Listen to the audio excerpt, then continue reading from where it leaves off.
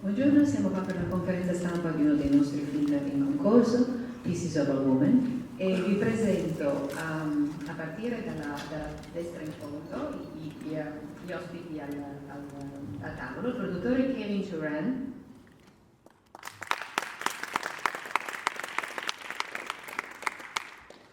la sceneggiatrice Kata Weber,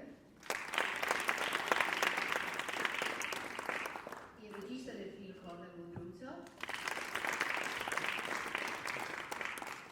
la protagonista Vanessa Kirby, la produttrice Vittoria Petrani e Ellen Bernstein.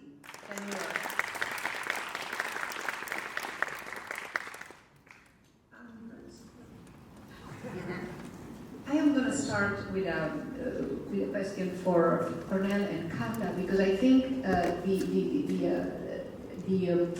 the film was born out of a collaboration that they did on a theater piece, and I think it's central to the way it developed. And I would like for you to trace down the writing and the coming together of this, first as a theater piece and then as a film.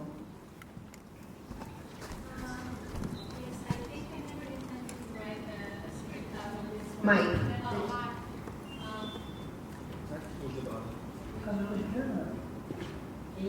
Thank you.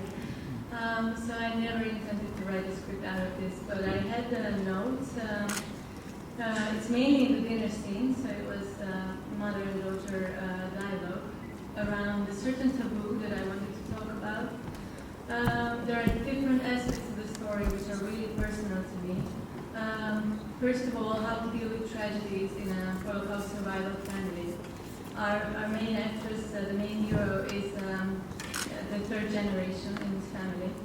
And I wanted to talk about how we pass our the ability to deal with tragedy through generations. Of course, you can realize this is a story about motherhood and a mother, and I wanted to talk about the isolation that women feel who lose their babies, or in a deeper sense, I wanted to talk about my unborn child and all those people who we lose and their presence in our lives, and the fear around all this, and how we should talk about these issues very, very loud.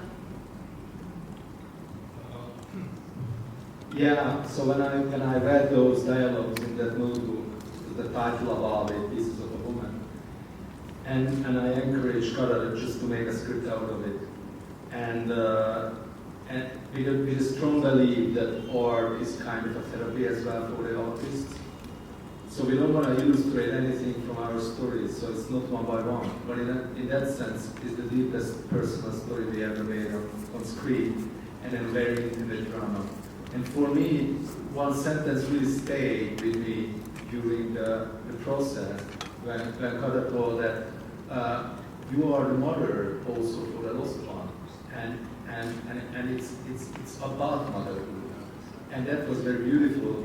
And I find that character Martha is a very strong woman, and also a very clever woman who is just like break traditions of a family, which is give generation to generation to survive, and she doesn't want revenge. And I think it's a very beautiful message for me. Vanessa, you said that you were looking for a role that frightened you, and this was it. Why? And what was frightening, and what was rewarding about it? Yeah, I was really looking for something that scared me, because I find that those projects are challenging very much. I'm not a mother, I haven't given birth before, so even that intention that we had to do a birth as authentic as possible was I felt like a duty to every mother to try and represent the screen, true to life and kind of raw in its kind of animal process. So that was really challenging. Also, I guess, accessing the level of grief that she experiences, because I don't have a child. I wanted to accurately represent the women that I spent a long time with and spoke to, and they told me their stories. I felt that it was a duty to try and somehow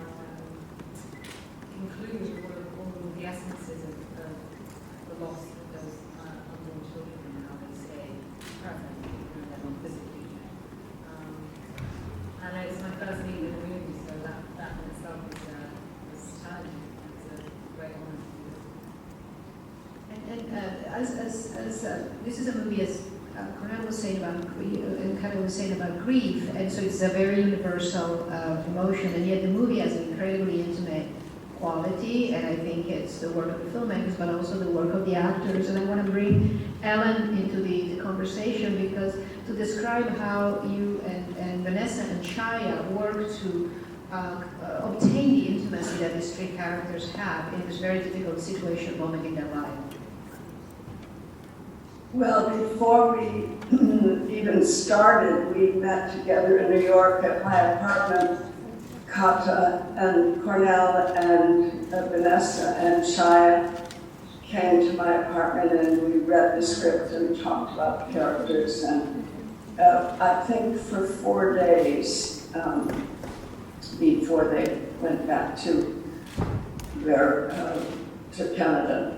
And I think in that time we got into the script deeply and into the characters, and we started relating to each other as the characters. It was very easy to love my daughter. Vanessa is such a divine actress, and she's such a wonderful girl. Excuse me, I should say woman. She's not a girl anymore. But to me, she's a girl. And I think we very quickly developed a relationship that had a mother-daughter feel to it. And Shaya, who's a brilliant actor and a deeply sensitive man, has aspects about him that I can not like as the character.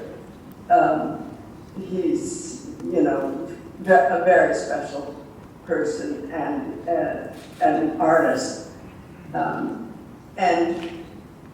can be difficult in the sense that he wants what he wants and he fights for his character, just as I fight my character. So it was easy enough to convert those feelings into the negative feeling toward him that my character has. So I think that our relationships permeated, the fiction permeated the reality, and it was easy enough to believe in the relationships. Vanessa, do you want to add something to the work process that you had together? I think when you approach anything that's really difficult, I think prior to day one, you have to kind of collectively hold hands and know that you're going to go into something really deep. And we talked a lot about the process, the stage you do that, and to try and create a container in which we felt trust and respect for each other. And I have to say, I haven't felt as much respect in my life than the two of them, and it allowed me to go to the place that I needed to go to, especially when the characters are having such different experiences with their own grief, even though it's over the same soul. And we had to be really together in that, and there was an incredible bond between all of us, and it allowed me the space to go that deep every day, which was scary, but also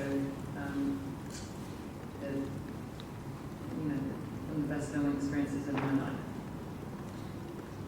Raise your hand if you have a question, please. Alzate la mano se avete una domanda, io posso andare avanti se no.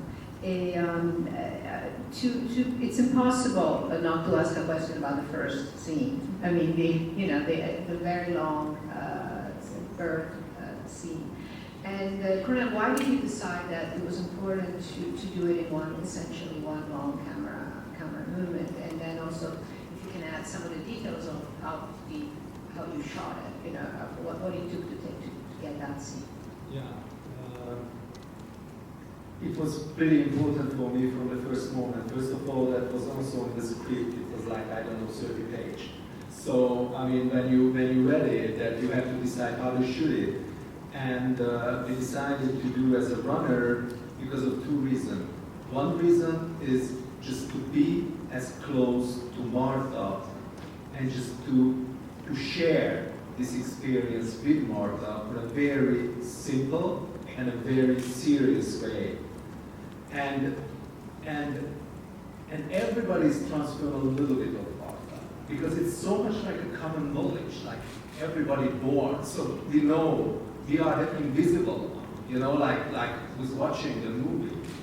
And that's why we decided to compress time, compress 8 hours to 25 minutes, and just, it's completely fake, because it's 25 minutes film time, but that film time, it's expanded for a real experience. And you can do it if you have actors like Vanessa Kirby and Molly Parker, who did the midwife, and we gave them for freedom. And the contradiction was that, and this is like a technical thing, how you can follow characters when you give absolutely ultimate freedom to play. So we decided to make a gimbal, this technique, and shoot the entire movie with this one toy, if I may say. And it became like a spiritual camera, like floating, which is not that personal as the handheld, but definitely not as distant as like, camera on the stage or whatever. And we was lucky enough with Benjamin Loeb, who shot that movie as a DP, also operating the camera. So we worked very close together. And then it became like the language of the movie. So we give space to the actors, but we stay cinematic with this toy and just follow them and let them live. Because after a certain point we recognize it, that is, they know more about the character than us. So after when we started to establish and build up, the rules are coming. So that was it, and an amazing story that we did it on the first day. So this is the last shot on the first day, which is in the movie.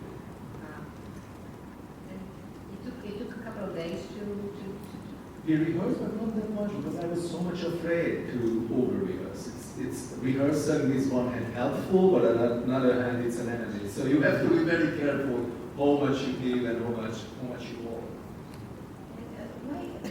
I think you wrote this in English, right?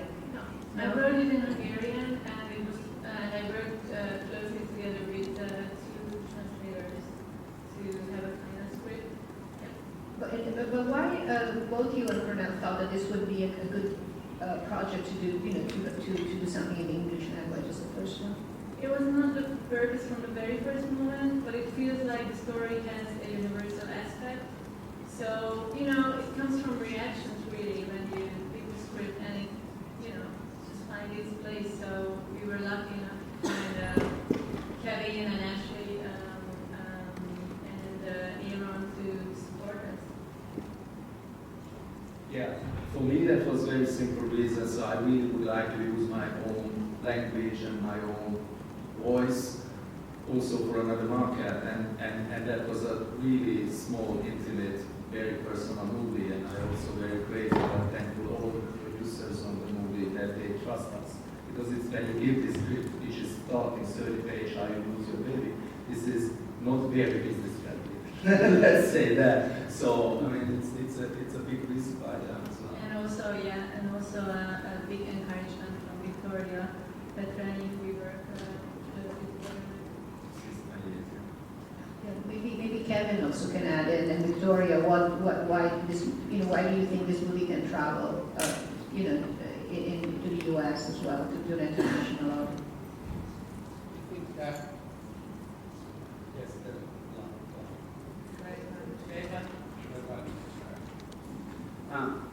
I think the idea of tragedy and loss, and especially with the baby, is something that is universal. I think we all experience. I think like trying to deal with tragedy and live your life is something that we've all, had to face with in one way or another. So, and I thought that there was something about taking, Kornél and kind of script, which could have worked as a local language and making it like in English.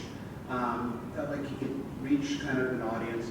As difficult as it is, I found that, like if we told the story as honest as possible, like it could resonate. And I think that, we feel very good about the film, and hopefully it will. I'm Andre Macri from the Italian. There's an amazing scene in the film between Ellen and Vanessa when they finally come to face to face and have this confrontation. I wonder, the story that's told then, is that based on something that happened in real life? And also, can you explain your t-shirts?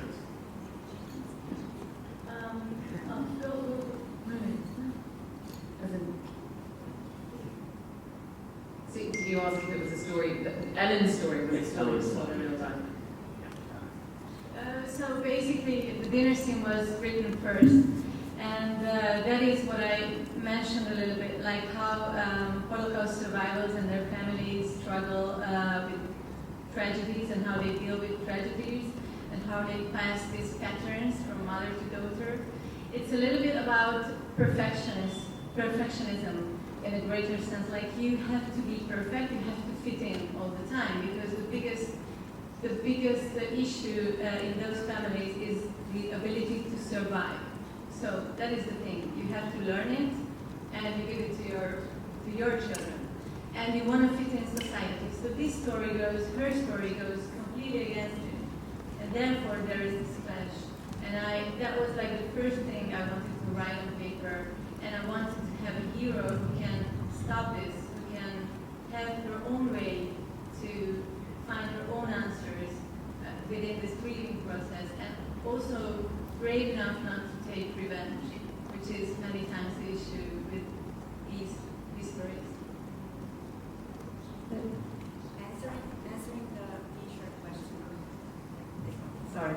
So answering the t-shirt question, we are wearing this t-shirt because we stand with the students of the University of Film and Theatre Arts in Budapest, who are right now, as we are speaking, protesting in front of the university. They're fighting for the integrity and autonomy of the school, which was attacked politically. And we very much with them in these moments also. We really support freedom of art, which is also part of their protest, I guess. We are already there, so it's our staircase, it's our case, and we believe in their values. I'd like to offer, no, go ahead. Yeah, go ahead.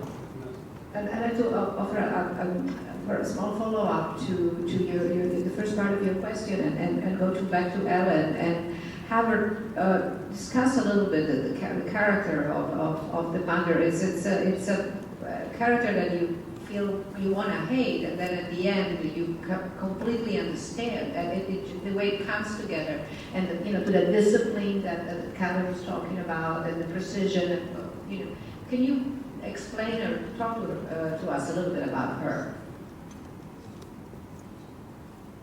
Well, I love the way that Kata introduced the character, where she's explaining that she's been staging her furniture and her rooms, and she's staging for other people. And she demonstrates how a chair is just a chair, but then when you put a cushion on it, it becomes more attractive and beautiful, and she staged it. And that's such a nice metaphor for a woman who has come from very difficult circumstances and a family that has survived the Holocaust, and their need to not have that take over, but to stage their lives, to not give in to the darkness that the family has lived through, but to find a way to put the cushion on it that will make it be acceptable. And she wants her daughter to do that in a way, in other words, to grieve in a way that is more conventional and more acceptable to people. But at the same time, when she really gets down to it, what she wants is for her daughter to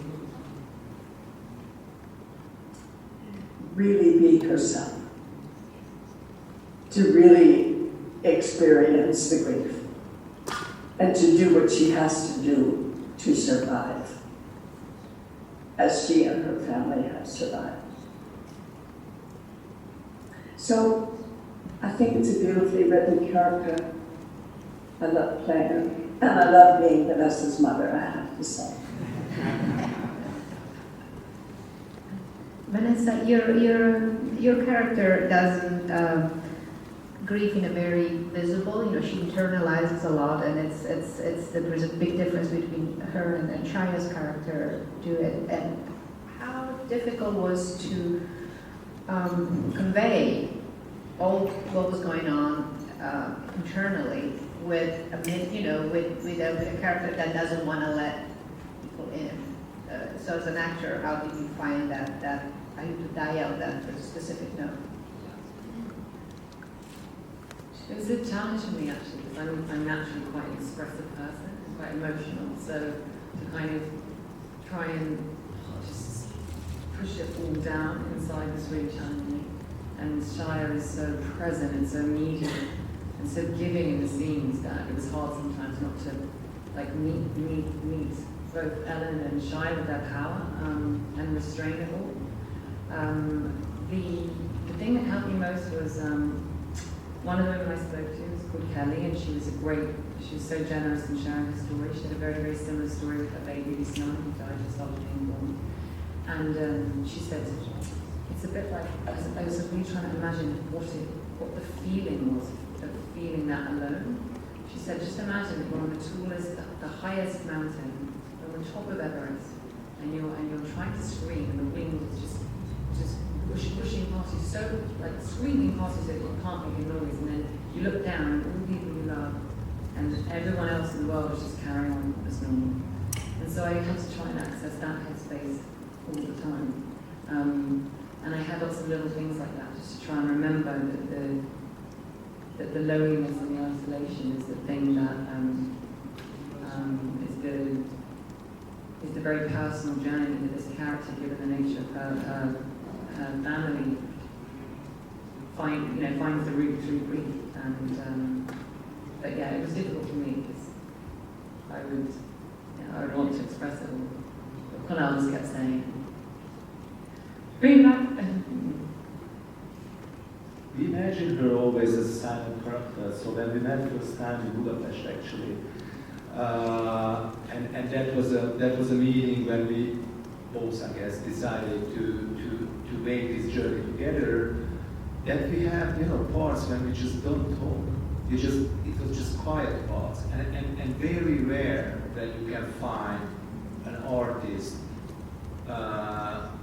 whose silence is strong as when it's expressing emotion, and just because you need an amazing personality behind and a real story behind it.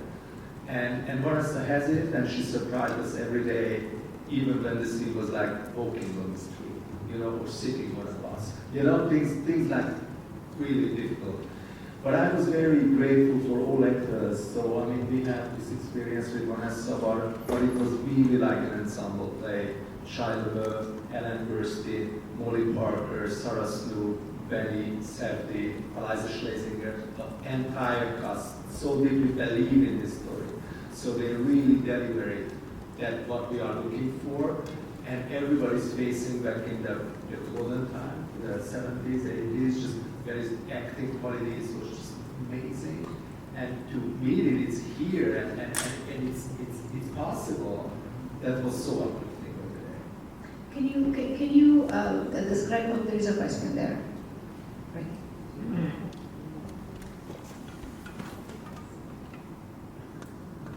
Hi, my question is, were you ever scared to show so much reality, even if it's with this otherness to the public? Were you scared that maybe it was too much for them and they couldn't understand what they did? Yeah. It is a beautiful story. So if you if you just wanna turn your hand against those stories, you cannot really do with it.